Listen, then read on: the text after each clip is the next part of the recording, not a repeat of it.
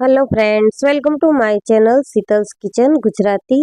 આજે આપણે બનાવીશું મેંગો આઈસ્ક્રીમ, જે હોમમેડ બનાવવાના છીએ। તો કોઈ પણ પ્રકારના કન્ડેન્સ મિલ્ક કે ક્રીમ વગર કે કોઈ પણ પ્રકારના એસેન્સ વગર બનાવીશું। તો મિત્રો, રેસીપી વિડીયો એન્ડ સુધી જરૂરથી જોજો, અને જો મારી ચેનલ પર નવા આવ્યા હો તો ચેનલને સબસ્ક્રાઈબ જરૂરથી કરજો। બાળકો આઈસ્ક્રીમ અથવા તો કેન્ડી માટે બહુ જ માંગણી કરતા હોય છે, ત્યારે આપણે આ રીતે ઘરનો બનાવેલો ફ્રેશ આઈસ્ક્રીમ ખવડાવશું તો તે બજારનો આઈસ્ક્રીમ નહીં માંગે। મેંગો આઈસ્ક્રીમ બનાવવા માટે અહીંયા મેં 500 ગ્રામ જેટલું ફૂલ ફેટ મિલ્ક લઈ લીધું છે। સાથે જ 2 કેરી લઈ લીધી છે। કેરી તમે કોઈ પણ ક્વોલિટીની લઈ શકો છો। 1/4 કપ મિલ્ક પાવડર લઈ લીધો છે। 1 ચમચી જેટલો કોર્નફ્લોર લઈ લીધો છે, અને ખાંડ પણ આપણે જેટલો મિલ્ક પાવડર લીધો છે તેટલી જ લઈશું। તો સૌથી પહેલાં આપણે દૂધને ઉકાળવાનું છે। તો દૂધને ઉકાળવા માટે આ રીતનું જાડા તળિયાવાળું વાસણ લઈ લઈશું, અને તેમાં 2 ચમચી જેટલું પાણી ઉમેરી અને પાણીને ખાલી કરી દઈશું, જેથી કરીને દૂધ તળિયે ચોંટશે નહીં। થોડું દૂધ આપણે અલગ એક વાટકીમાં કાઢ્યું છે, જેમાં આપણે મિલ્ક પાવડર અને કોર્નફ્લોરની પેસ્ટ બનાવી લઈશું। મિલ્ક પાવડર અને કોર્નફ્લોરની આ રીતે પેસ્ટ બનાવીને ઉમેરવાથી તેમાં લમ્સ નથી પડતા, અને પેસ્ટ એકદમ સ્મૂથ બનીને રેડી થાય છે। તો આ રીતે આપણે દૂધમાં ડાયરેક્ટ મિલ્ક પાવડર કે કોર્નફ્લોર ઉમેરવાનો નથી। દૂધ જ્યારે ઉકળતું હોય ત્યારે 50% જેવું ગરમ થઈ જાય ત્યાર પછી આપણે જે કોર્નફ્લોર અને મિલ્ક પાવડરની સ્લરી બનાવી છે તે ઉમેરીશું, અને ખાંડ પણ આપણે કાઢી રાખી છે તો તે પાછળથી એડ કરવાની છે।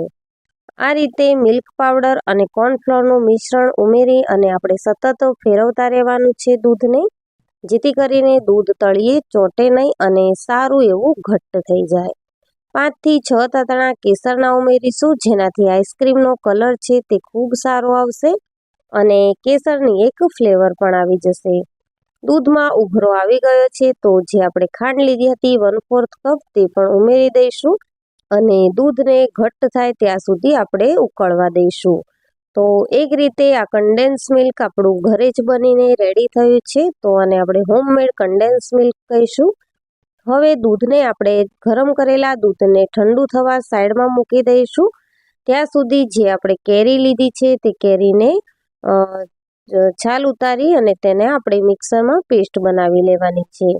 તો અહીંયા મેં બદામ કેરી લીધી છે, તમે કોઈ પણ ક્વોલિટીની કેરી લઈ શકો છો। જે કેરી છે તે કલરમાં પણ સારી હોવી જોઈએ અને મીઠી પણ હોવી જોઈએ। તો આ રીતે મેં કેરીને કટ કરી અને તેના રફલી ચોપ કરી લીધી છે। આપણે મિક્સરમાં પેસ્ટ બનાવવાના છીએ, એટલે બહુ વધારે પડતી ઝીણી કટ નહીં કરીએ તો પણ ચાલશે। આ રીતે આપણે કેરીનો બધો જ ભાગ છે તે કાઢી લઈશું સ્પૂનની મદદથી, અને મિક્સર જારમાં એકદમ સ્મૂથ એવી પેસ્ટ બનાવીને રેડી કરીશું। ગરમીની સિઝન ચાલી રહી છે ત્યારે બાળકો છે તે આઈસ્ક્રીમની ડિમાન્ડ વધારે કરતા હોય છે, તો રોજ રોજ આપણે તેમને બહારની કલરવાળી કે એસેન્સવાળી આઈસ્ક્રીમ ન ખવડાવવાના બદલે આ રીતે ઘરે જ રેડી કરેલી આઈસ્ક્રીમ ખવડાવશું તો તે તેમના માટે પણ ખૂબ હેલ્ધી રહેશે। કટ કરેલી બધી જ કેરીને આપણે મિક્સર જારમાં આ રીતે પ્યુરે બનાવી લઈશું। તો સ્મૂથ એકદમ પ્યુરે બનાવી લીધી છે। પહેલાં આપણે માત્ર કેરીની જ પ્યુરે બનાવી લેવાની છે, અને ત્યારબાદ મેં તેમાં ફ્રેશ દૂધની મલાઈ એડ કરી છે। તો અહીંયા મેં 2 થી 3 ચમચી જેટલી મલાઈ એડ કરી છે, જેનાથી આઈસ્ક્રીમનું સ્ટ્રક્ચર એકદમ ક્રીમી અને માર્કેટ જેવું આવશે। સાથે જ આપણે જે દૂધ ઉકાળીને ઠંડુ કરીને રાખ્યું હતું તે ઉમેરી અને આ રીતની એકદમ સરસ એવી સ્મૂથ પેસ્ટ બનાવી લીધી છે। તો અત્યારે જ આપણને ક્રીમી એવું સ્ટ્રક્ચર જોવાઈ રહ્યું છે। એરટાઇટ ડબ્બામાં ભરી અને આપણે તેને ફ્રીજમાં 5 કલાક માટે મૂકી દઈશું। ફ્રીઝરમાં આપણે મૂકવાનું છે બરફવાળા ખાનામાં, જેથી કરીને આઈસ્ક્રીમ સરસ એવો જામી જશે। 5 કલાક પછી અડધો સેટ થઈ ગયો હોય ત્યારે આપણે તેને કાઢી લેવાનો છે, અને આ રીતે આપણે તેને સેમી સેટ જ કરવાનો છે, અને ફરીથી આપણે તેને મિક્સર જારમાં લઈ લઈશું। આ પ્રોસેસ કરવાથી આઈસ્ક્રીમ છે તે તમારો એકદમ ક્રીમી સ્મૂથ બનીને રેડી થશે। જો તમે ડાયરેક્ટ જ તેને સ્ટોર કરીને 10 થી 12 કલાક રહેવા દેશો તો તેમાં થોડા ઘણા આઈસ ક્રિસ્ટલ થવાની શક્યતાઓ છે. થોડો ઇલાયચી પાવડર એડ કરી અને આ રીતની સ્મૂથ પેસ્ટ બનાવી લેવાની છે.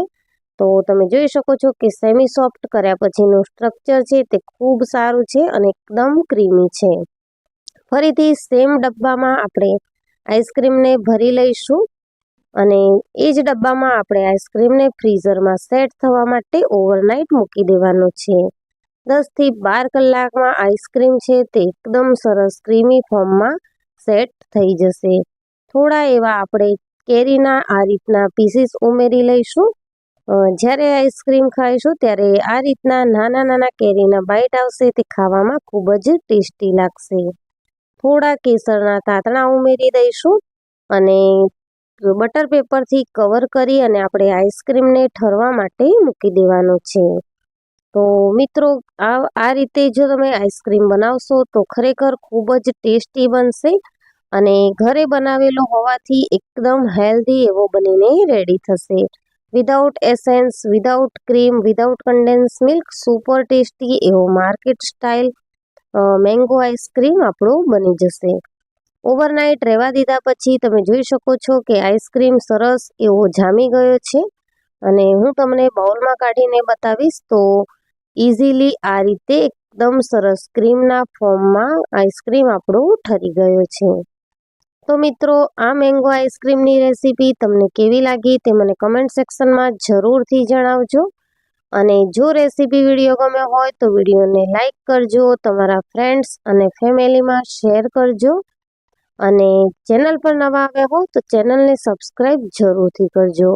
ઠંડો ઠંડો મેંગો આઈસ્ક્રીમ આ રીતે બદામ પિસ્તાની કતરણ અને કેસર સાથે સર્વ કરી અને તમે બાળકોને હેપી કરી શકો છો. Thank you for watching. Thank you.